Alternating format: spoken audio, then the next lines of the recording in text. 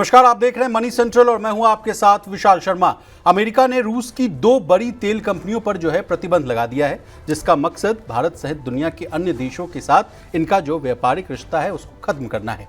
इससे भारतीय कंपनियों पर कितना असर पड़ेगा, रूस के बहाने किसको नुकसान पहुंचाने की कोशिश की जा रही, खिसियाई बिल्ली की तरह क्यों खंबे नोच रहे हैं ट्रंप, इसी बात को आज के मनी सेंट्रल में डिकोड करने की कोशिश करेंगे। पूरी चर्चा में शामिल होने के लिए हमारे साथ मौजूद हैं हमारे सहयोगी और वरिष्ठ आर्थिक पत्रकार प्रवीण शर्मा। सर, आपका मनी सेंट्रल में बहुत स्वागत है। धन्यवाद विशाल। पिछले 3 सालों से भारत और रूस की इकोनॉमीज के लिए फायदेमंद रही रूसी तेल की सप्लाई अब लगभग रुकने वाली है। अमेरिका ने रूस की दो बड़ी तेल कंपनियां रोजनेफ्ट और ल्यूक ऑयल पर नए प्रतिबंध लगाए, जिसके बाद भारत की बड़ी रिफाइनिंग कंपनियां अब रूस से तेल खरीदना लगभग बंद कर देंगी। अमेरिका के नए प्रतिबंधों का इंडिया रशिया ऑयल ट्रेड पर क्या असर होगा, भारत और भारतीय ऑयल मार्केटिंग कंपनियों के लिए क्यों मुश्किल भरा है ये फैसला, जानने और समझने की कोशिश करेंगे। इसके अलावा चर्चा करेंगे इकोनॉमिक इंडिकेटर्स में होने वाले बड़े बदलावों की। अगले साल की शुरुआत में देश के प्रमुख इकोनॉमिक इंडिकेटर्स में बड़े बदलाव होने वाले हैं। इसके तहत जीडीपी से लेकर महंगाई और इंडस्ट्रियल प्रोडक्शन तक के जो कैलकुलेशन के जो तरीके हैं वो बदल दिए जाएंगे। सरकार ये कदम क्यों उठाना चाहती है, क्या अगले साल से बदल जाएगा, आपकी और हमारी कमाई और खर्च का हिसाब किताब, सरकार के प्लान को आसान भाषा में समझने की कोशिश करेंगे। और अंतिम में चर्चा करेंगे एमएसएमई सेक्टर की। सरकार एमएसएमई के लिए एक नया सुधार पैकेज लाने की तैयारी कर रही है। पीएमओ इस दिशा में एमएसएमई मंत्रालय और वित्त मंत्रालय के साथ मिलकर काम कर रहा है। कैसी होगी सुधार की प्रक्रिया, किस बात पर दिया जाएगा खास फोकस यानी ध्यान, भारत की अर्थव्यवस्था में एमएसएमई की क्या भूमिका है, तमाम पहलुओं को विस्तार से जानने और समझने की कोशिश करेंगे। तो चलिए बिना देर किए फटाफट करते हैं मनी सेंट्रल की शुरुआत। भारत और रूस की दोस्ती अमेरिका को इस कदर चुभ रही है कि इसमें दीवार खड़ी करने के लिए ट्रंप किसी भी हद तक जा सकते हैं। भारत पर दबाव बनाने के लिए अब तक अमेरिकी राष्ट्रपति ने अपने सारे घोड़े खोल दिए। उन्होंने रूस से तेल खरीदने पर रोक लगाने के लिए कई बार धमकियां दी और पेनाल्टी के रूप में 25% तक का जो टैरिफ भी वो भी लगा दिया। बावजूद इसके ना तो भारत झुका और ना ही रूस से अपने संबंधों को जरा भी ढील दी। ट्रंप का हाल जो है अब खिसियाई बिल्ली की तरह हो गया है, जो अपनी ताकत दिखाने के लिए खंबे नोच रही है। भारत पर सीधी धमकी से बात नहीं बनी तो ट्रंप ने रूस के बहाने हमें नुकसान पहुंचाने की कोशिशें जो हैं शुरू कर दी। इसका पहला कदम उन्होंने रूस की दो सबसे बड़ी तेल कंपनियों पर प्रतिबंध लगाने के साथ ही उठा लिया।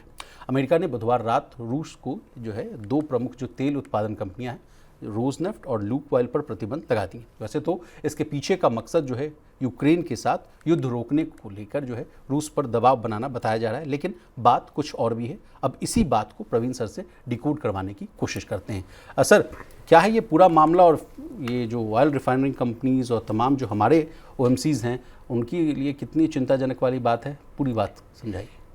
नहीं, देखिए, अमेरिका का जो फैसला है, दो रशियन बड़ी कंपनियां हैं, दोनों रोजनेफ्ट जाहिर तौर पर जाना पहचाना नाम है और दूसरी ल्यूक ऑयल, इन पे सैंक्शन लगा दिए हैं, नए सैंक्शन लगे हैं। और इसके पहले ब्रिटेन भी इन दोनों कंपनियों पर लगभग 1 महीने पहले सैंक्शन लगा चुका है। ब्रॉडर अपने पूरे जो स्टेप्स हैं रूस को रोकने को लेके, उसकी वजह से अमेरिका के इस प्रतिबंध लगाने के बाद सबसे बड़ी जो खबर है वो ये है कि रिलायंस, जो कि सबसे बड़ी बायर है रशियन ऑयल की इस वक्त, उसने अपने जो रोजनेफ्ट से जो ऑयल की ख़रीदारी है 5 लाख बैरल पर डे की जी, उस पर पूरी तरह से रोकने की बात कही है। ऐसी खबरें आ रही हैं, रॉयटर्स की भी हवाले से खबर आई है। भारत सरकार की तरफ से भी जो रिपोर्ट्स आ रही हैं उसमें कहा गया है कि जो ऑयल मार्केटिंग कंपनियां हैं उनको रशियन ऑयल का जो इंपोर्ट है उसको कट डाउन करने के लिए कहा गया है कि आप कटौती करें। तो खबर अब इस बात की है कि भारत जो है रूस से तेल की खरीद को कम करने की तैयारी कर रहा है, कम करेगा जी।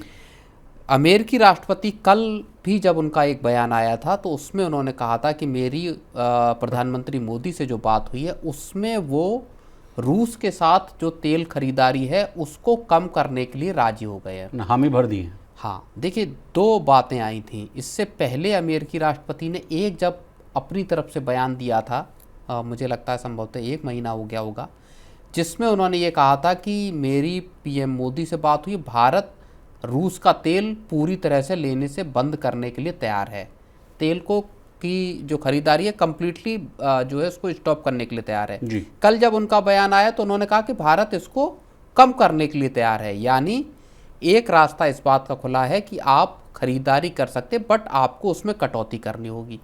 ये जो एक रुख में बदलाव हाल फिलहाल के वक्त में आया है, ये चीज़ बताता है कि दोनों देश अब एक जो बड़ी ट्रेड डील की तरफ आगे बढ़ रहे हैं, उसकी दिशा में एक जो कॉन्फिडेंस बिल्डिंग मेजर जो होता है CBM की तरह, उसके तौर पर ये स्टेप उठाया गया, जिसमें रिलायंस की तरफ से भी जो रशियन ऑयल की खरीदारी है उसको रोकने की जो है कोशिश शुरू हुई सर, है। रिलायंस के साथ साथ कहा जा रहा है कि भारत की जो तेल रिफाइनरी कंपनियां हैं जैसे IOCL, BPCL, HPCL, वो भी जो अपने कॉन्ट्रैक्ट्स हैं उनको जो है दोबारा जांच रही है, परख रही है कि ताकि उसको ना हूबहू भारत सरकार के नियमानुसार जो है लाया जा सके। नहीं, बिल्कुल, उसमें एक और चीज़ हो रही है।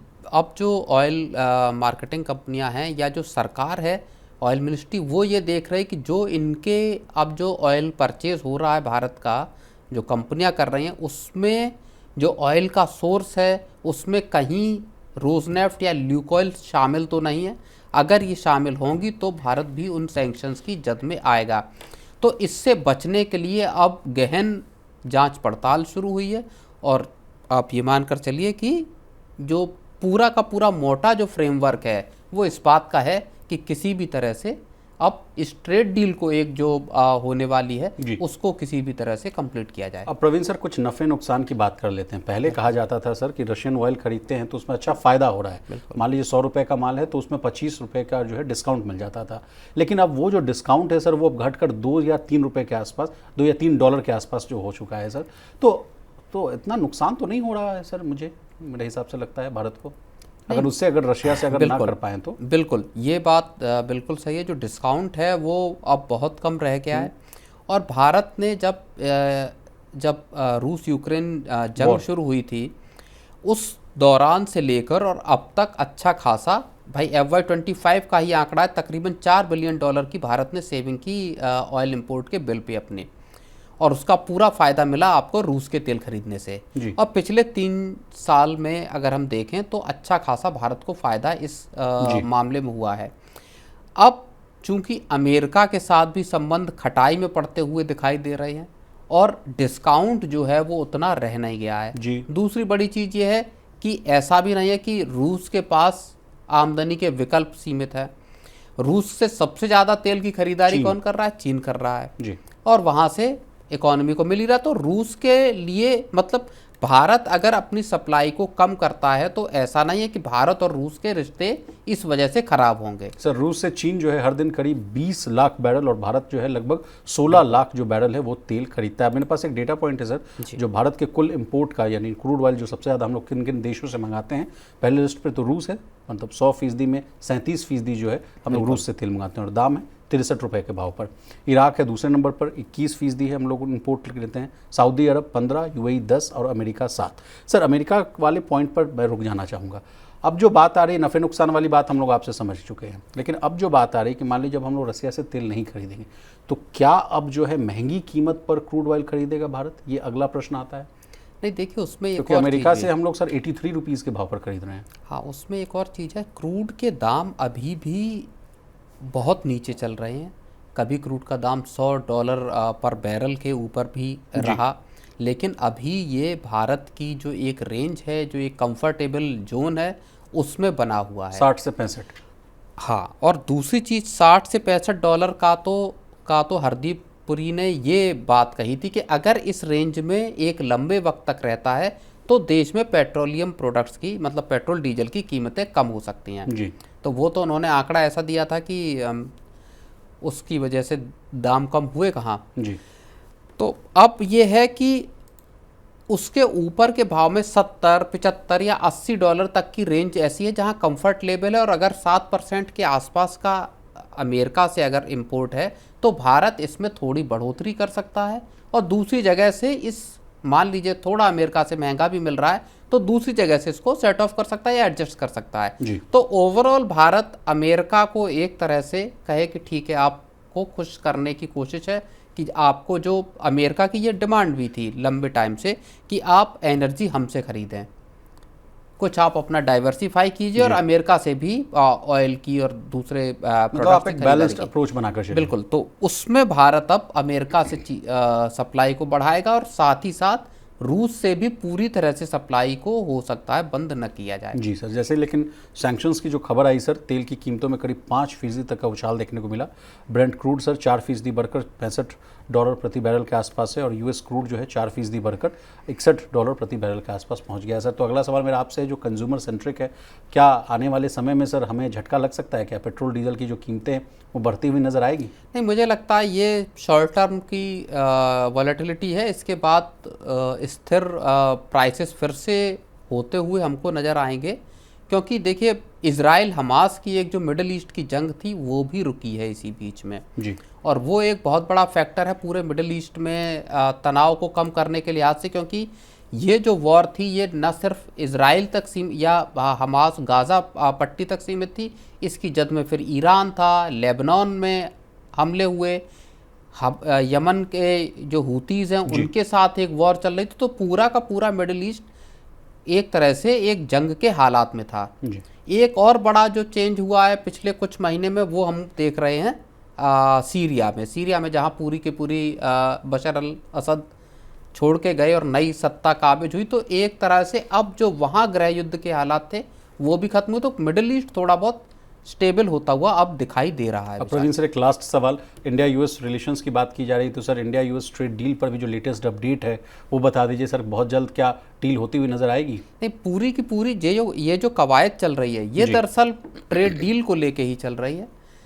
कब इस डील का ऐलान हो जाए ये एक देखने वाली बात है। किन किन मुद्दों पे सहमति होगी जब ट्रेड डील होगी, उसके जो फाइन प्रिंट्स क्या हैं वो देखने वाले होंगे विशाल। चलिए सर आगे बढ़ते हैं।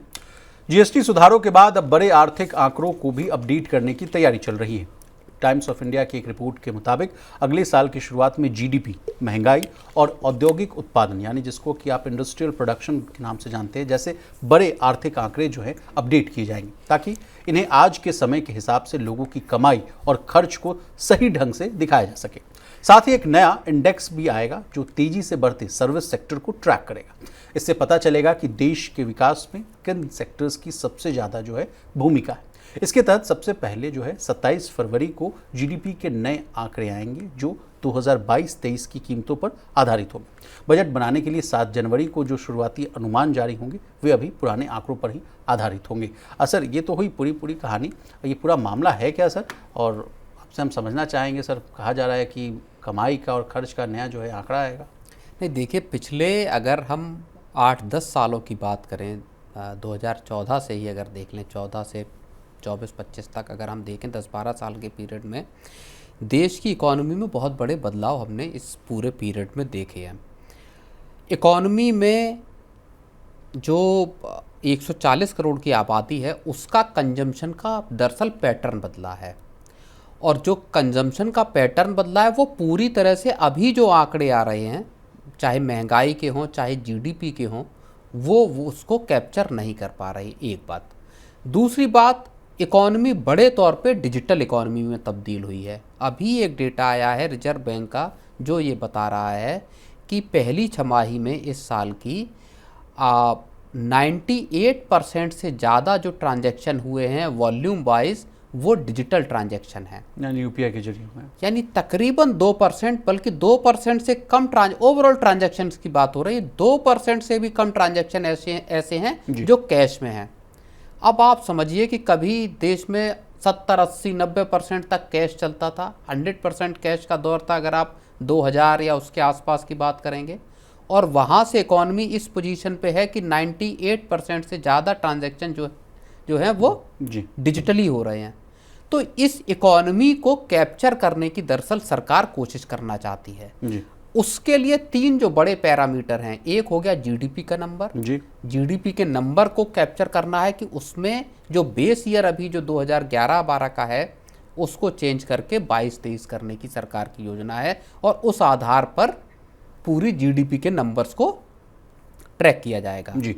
इसके बाद जो कंजम्पशन का पैटर्न है अच्छा, इससे क्या होगा, जब जीडीपी के नए तरीके से नई आकलन के साथ जब आंकड़े आएंगे तो उसमें बहुत सारी डिटेलिंग अलग तरह से की जाएगी। जी। ये फायदेमंद किसके लिए होगा? ये इकोनॉमिस्ट से लेके कंपनियों तक के लिए फायदेमंद होगा, जब आपके सामने इकोनॉमी की एक ज़्यादा बेहतर तस्वीर, ज़्यादा फाइन जो है वो डेटा आपके सामने मौजूद होगा।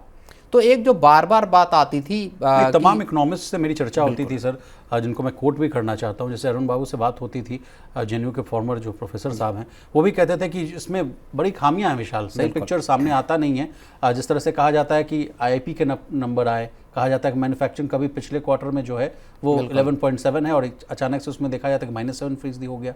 अब फिर अचानक से उसका अगर दूसरे क्वार्टर में देखिए तो 22% का ग्रोथ आ जाता है। तो मतलब वो एक एग्जाम्पल के तौर पर समझाने की कोशिश करते थे कि सडन जो है वी शेप का जो बनता था जो चार्ट, ये मेरे समझ से परे है।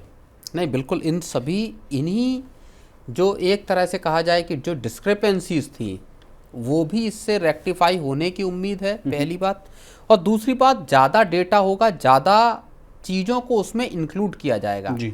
जैसे डिजिटल इकोनॉमी को इंक्लूड किया जाएगा। आप समझिए कि ई कॉमर्स जिस तरह से बढ़ा है, लोगों के डिजिटल सर्विसेज बढ़ी हैं, और इसी चाहे लॉजिस्टिक्स हो या डिजिटल इकोनॉमी हो, इसके लिए ही फिर वो एक अलग जो सर्विसेज सेक्टर का जो एक इंडेक्स है जी, उसको लाने की विशाल बात की जा रही है। जी, जी। इसके बाद बात आती है आपकी कंज्यूमर प्राइस इंडेक्स की, यानी इन्फ्लेशन के डेटा की। इन्फ्लेशन का डेटा 2023-24 का बेस ईयर बनाकर उसको नए इन्फ्लेशन के डेटा आएंगे, और 1 अप्रैल से जी। ये डेटा नया जो है वो लेकर आने। मेरे पास एक डेटा है सर, ये जो बदलाव है कब से लागू होंगे। फरवरी 2026 से नए आधार वर्ष के साथ जो है जीडीपी का नया डेटा जारी होगा। जनवरी 2026 से खुदरा महंगाई, यानी जिसको आप सीपीआई के नाम से जान रहे हैं सर, उनके आंकड़े जो है नए आधार वर्ष के आधार पर आएंगे। बिल्कुल, यानी जनवरी का डेटा जो फरवरी में आएगा उसमें नया महंगाई का आंकड़ा जी। और अप्रैल 2026 से जो है औद्योगिक उत्पादन, यानी जिसको कि आईआईपी के नाम से जाना जाता है सर, उसका भी नया आंकड़ा जारी होगा। अब जिस तरह से सर ने आपको बता दिया कि क्यों किया जा रहा है ये बदलाव, पुराने डेटा जो है आज की जो अर्थव्यवस्था है उसकी जो तस्वीर है ठीक से पेश नहीं करते हुए दिखते थे, और जिस तरह से इकोनॉमिस्ट भी कहते थे कि इनको जो है रिफाइन करने की ज़रूरत है, तो वो एक अमूलचूल जो रिफॉर्म है अब वो किया जा रहा है सर। लेकिन सर, क्या इसको उसी रिफॉर्म्स की कड़ी के रूप में देखा जाए जिस तरह से जो लंबे रिफॉर्म्स का जो सिलसिला हम लोग देख रहे हैं? नहीं, जैसे सर्विसेज सेक्टर का जो इंडेक्स लेकर आने के बाद इसको लेकर लाने को लेके लंबे वक्त से कवायद चल रही थी कि काम चल रहा था, लेकिन वो लाया नहीं जा सका। अब वो सर्विसेज सेक्टर का आएगा। ये मुझे लगता है कि जो रिफॉर्म का हिस्सा है उससे अलग है, क्योंकि रिफॉर्म्स को लेके जो पैनल बने हैं वो बहुत हाल में पैनल बने हैं दोनों। इसी साल जनवरी फरवरी में पैनल गाबा साहब के नेतृत्व में, गाबा साहब और टीवी सोमनाथन की अगुवाई वाले।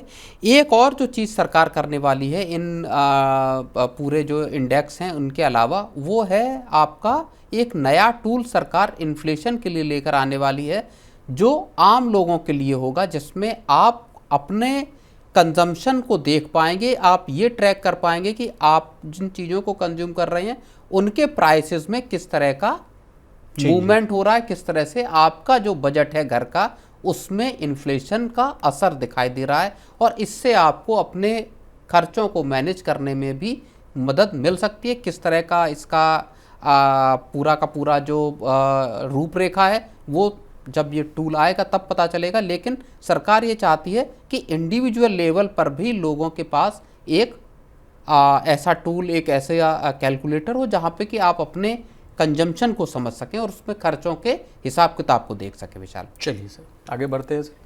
भारत सरकार जो है छोटे और मझोले कारोबारियों के लिए एक बड़ा गेम चेंजर कदम जो है उठाने जा रही है। एमएसएमई सेक्टर की परेशानियों को दूर करने के लिए सरकार ऐसी नई सुधार योजना तैयार कर रही है जिससे टैक्स का बोझ कम होगा, कारोबार यानी जो बिजनेस करना है वो बेहद आसान होगा, और छोटे उद्योग जो हैं मॉडर्न टेक्नोलॉजी और आर्टिफिशियल इंटेलिजेंस की मदद से बड़े स्तर पर जो है कंपटीशन कर सकेंगे। कहा जा रहा है कि ये योजना जो है छोटे व्यापारियों को राहत देने के साथ साथ देश की अर्थव्यवस्था को नई रफ्तार देने वाली साबित हो सकती है, क्योंकि एमएसएमई ही वो ताकत है प्रवीण सर जो रोजगार देती है, शायद जीडीपी में सर 30% का योगदान है, प्रोडक्शन बताती है और भारत को आत्मनिर्भर बनाने की दिशा में सबसे अहम भूमिका निभाती है। सर इस खबर को भी सर हम आपके चश्मे से देखना चाहेंगे और बिल्कुल, यह जो रिफॉर्म की जो कहानी सरकार ने शुरू की जिसको अभी हम डिस्कस कर रहे थे जी, उसी कड़ी में एक और ये बड़ा कदम उठाती हुई सरकार दिखाई दे रही है, जहां एमएसएमई सेक्टर के लिए जो नेक्स्ट अगले चरण के अगली पीढ़ी के जो सुधार हैं, रिफॉर्म हैं, उनका दरवाज़ा खोला जा रहा है।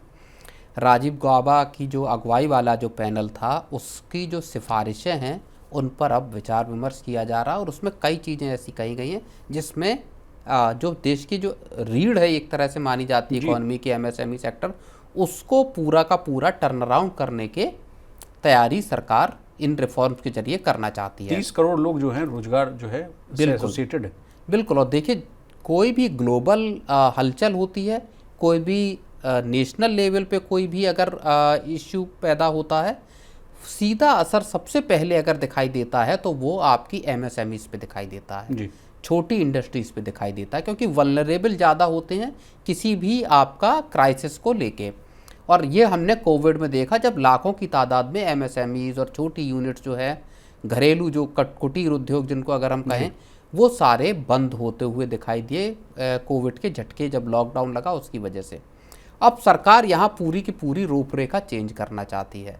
सरकार क्लस्टर से लेकर नेशनल लेवल तक के आपके वर्कशॉप से लेकर सेमिनार और तमाम तरह के जो चीज़ों को आयोजित करना चाहती है इनको लेके, और जहाँ पे कि उनको इनोवेशन से लेके और बाकी जो इकॉनमी में जो दूसरे बिजनेसेस हैं या बड़े लेवल पे उनको जो स्केल अप करने की जो किस तरह से स्केल अप किया जा सकता है उसके लिए प्रिपेयर करने की इनको कोशिश की जाएगी। प्रवीण सर, कहा जा रहा है कि सरकार जो है 3 चरणों में जो है सुधार योजना तैयार करेगी। पहला चरण है जो कहा जा रहा है कि स्थानीय स्तर पर जो है वो चर्चा होगी, यानी छोटे कारोबारियों से उनकी परेशानियां जो है और जो सुझाव है वो मांगे जाएंगे। फिर दूसरा चरण ये कहा जा रहा है सर कि बड़े शहरों में कॉन्फ्रेंस किया जा सकता है सर। देश के लगभग 7 शहरों में जो है जो राज्य स्तर की जो बैठकें हैं वो हो सकती है। तीसरा चरण ये कहा जा रहा है कि राष्ट्रीय कॉन्फ्रेंस इन सभी सुझावों को जोड़कर अंतिम योजना बनाई जाएगी। और फिर कहा जा रहा है कि सर प्रधानमंत्री कार्यालय को ये रिपोर्ट जो है वो भेजी जाएगी। सर, इस पर आपका क्या कुछ कहना है? बिल्कुल, ये क्लस्टर, जोन और फिर नेशनल लेवल पर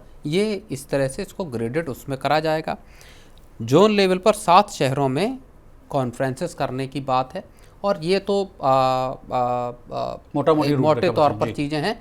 एक बड़ा जो जोर सरकार देना चाहती है वो असल में इनकी क्रेडिट अवेलेबिलिटी को लेके है कि इनको आखिर क्रेडिट फैसिलिटी मुहैया कैसे की जाए। और ये सबसे बड़ा एक चैलेंज भी रहा है, चाहे आप कोविड का वक्त देख लीजिए या उसके बाद का अभी का पीरियड देख लीजिए, जहाँ पे कि जो एक्सपोर्ट ओरिएंटेड एमएसएमईज हैं उनके सामने सबसे बड़ा खतरा अब सर्वाइवल का ये है कि जो कारीगर हैं, जो वर्किंग कैपिटल के लिए जो पैसा चाहिए उसके लिए कर्ज कैसे मिले जी। तो इस जो सबसे बड़ी जो मुश्किल है इसको दूर करना एक चैलेंज सरकार के सामने यहाँ पे विशाल रहने वाला है। एक जो बड़ा चैलेंज ये है कि सरकार अपने लेवल पे तो रिफॉर्म लेके आ रही है, लेकिन क्या जो ब्यूरोक्रेसी है, क्या जो पूरा का पूरा नौकरशाही का जो मकड़ जाल है, जो एक ट्रैप है, उससे किस तरह से बचाया जाए। जो ईज़ ऑफ डूइंग बिजनेस है वहाँ पे इन एमएसएमईज को किस तरह से सपोर्ट किया जा सकता है, जहाँ पे कि हैज़ल फ्री कोई भी व्यक्ति जो है वो अपना कारोबार लगा सके और उसको चला भी सके।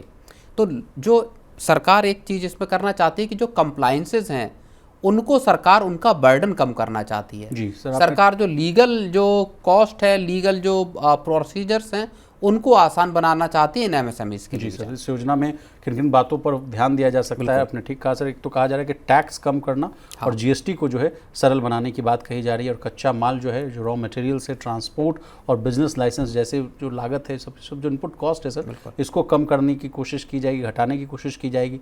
नई टेक्नोलॉजी, आर्टिफिशियल इंटेलिजेंस और मशीनों के उपयोग में कैसे आपको मदद मिल सके, कैसे आप उससे जो है अपनी प्रोडक्टिविटी को स्केल अप कर सकें, उस बात को जोड़ दिया जाएगा। और सर छोटे कारोबारियों को पेटेंट यानी sir IPR, intellectual property rights, उसको दिलाने में भी आसानी देने की बात कही जा रही है। और कौशल विकास और उद्योग शिक्षण संस्थान का जो सहयोग है, जिस तरह से जहाँ पे ट्रेनिंग और रीस्किलिंग की जो बात होती है, अप स्केलिंग की जो बात होती है सर, उसको भी बढ़ाने की बात कही जा रही है। प्रवीण सर, तो सर आप कुछ ऐड करना चाहेंगे इस पर, टैक्स कम करने और जीएसटी को सरल बनाने वाले पॉइंट पर? देखिए, सरकार ने जो रिफॉर्म का एक चक्का शुरू किया, जिसकी पहली कड़ी में सरकार ने जीएसटी 2.0 को लेके आई, उसके बाद से अब पूरा का पूरा सरकार फुल फोर्स में रिफॉर्म की गाड़ी को सरकार अब रोकना नहीं चाहती। 2 बड़े पैनल जो सरकार ने बनाए हैं उनकी सिफारिशों को अब धीरे धीरे ग्रेडेड मैनर में सरकार लागू भी करना चाहती है। और अगर वाकई जो एक विजन है 2047 में विकसित भारत बनने का या अनसर्टेनिटीज़ में खुद को बचाए रखने का, वहाँ पे आपको ये रिफॉर्म लेकर आने ही पड़ेंगे। एक बहुत लंबे वक्त से जो पेंडिंग काम था उसको सरकार करती हुई दिखाई दे रही है। देखना ये होगा कि इनका एग्जीक्यूशन दरअसल किस तरह से होता है विचार। बहुत धन्यवाद प्रवीण सर आपका, आपने कीमती समय निकाला, तमाम विषय को बहुत ही आसान भाषा में विस्तार से समझाने की कोशिश की। तो आज के मनी सेंट्रल में बस इतना ही। इसी तरह देश, दुनिया और बिजनेस जगत से जुड़ी तमाम ताज़ा तरीन खबरों के लिए बने रहिए हमारे साथ और देखते रहिए मनी 9।